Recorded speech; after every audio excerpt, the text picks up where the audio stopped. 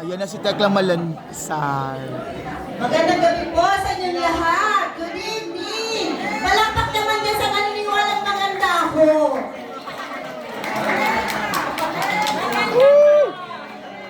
Sa paningin ng Diyos. Kung alam niyo itong kanta, sabayin niyo po.